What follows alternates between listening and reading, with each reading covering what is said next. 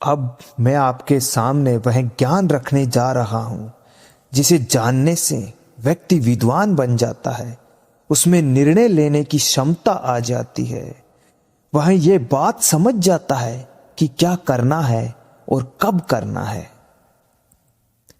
मूर्ख शिष्य को ज्ञान देना, दुष्ट स्त्री का पालन पोषण करना, धन का नष्ट होना तथा दुखी व्यक्ति के साथ व्यवहार रखने से बुद्धिमान व्यक्ति को भी कष्ट उठाना पड़ता है।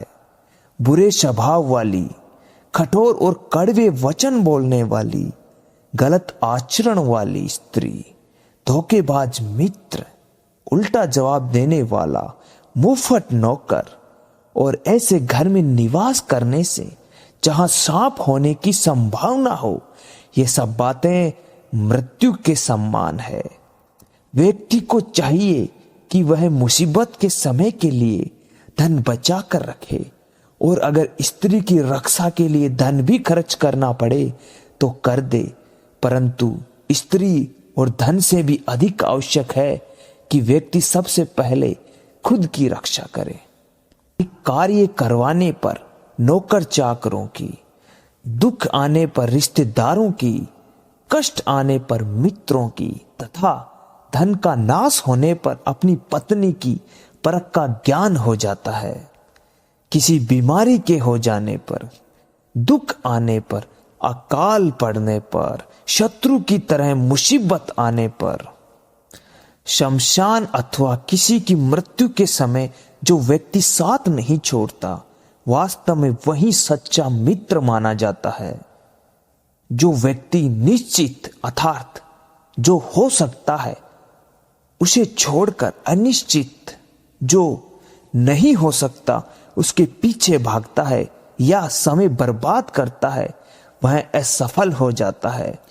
बुद्धिमान व्यक्ति को अच्छे गुण वाली कुरूप कन्या से विवाह कर लेना चाहिए, परंतु उसे बुरे आचरण वाली सुंदर कन्या से भी विवाह नहीं करना चाहिए। बड़े बड़े नाखूनों वाले जानवरों, विशाल नदियों, बड़े बड़े सींग वाले आदि पशुओं, ऐसे लोग जिनके पास हथियार हो, राजा से संबंधित कुल वाले व्यक्तियों, इन पर विश्वास नहीं करना चाहिए। विष में अमृत हो तो भी उसे ग्रहण करे। अपवित्र और अशुद्ध वस्तुओं में भी यदि कोई कीमती सामान हो तो उसे उठा लें। यदि नीच मनुष्य के पास कोई अच्छी विद्या, कला, गन हो तो उसे सीख लें। इसी प्रकार अगर नीच कुल की कन्या अगर गुणी हो तो उसे ग्रहण करना चाहिए।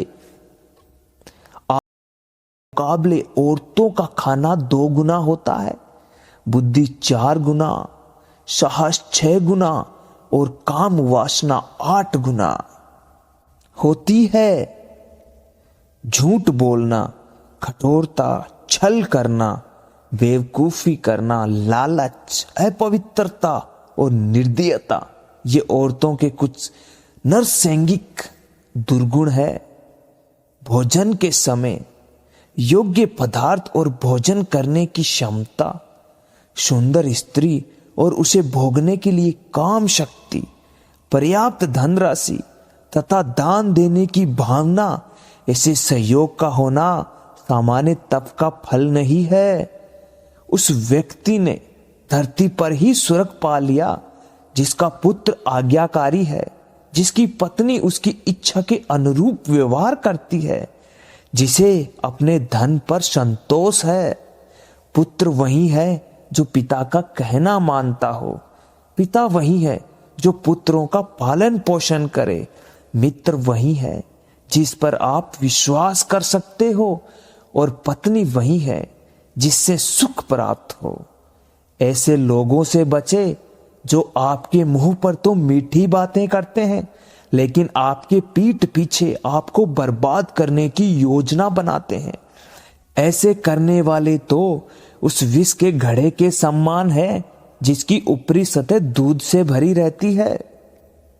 एक बुरे मित्र पर तो कभी विश्वास ना करें, एक अच्छे मित्र पर भी विश्वास ना करें, क्योंकि यदि ऐसे लोग आपसे रुष्ट होते हैं, आपसे नाराज होते हैं, तो आपके सभी राज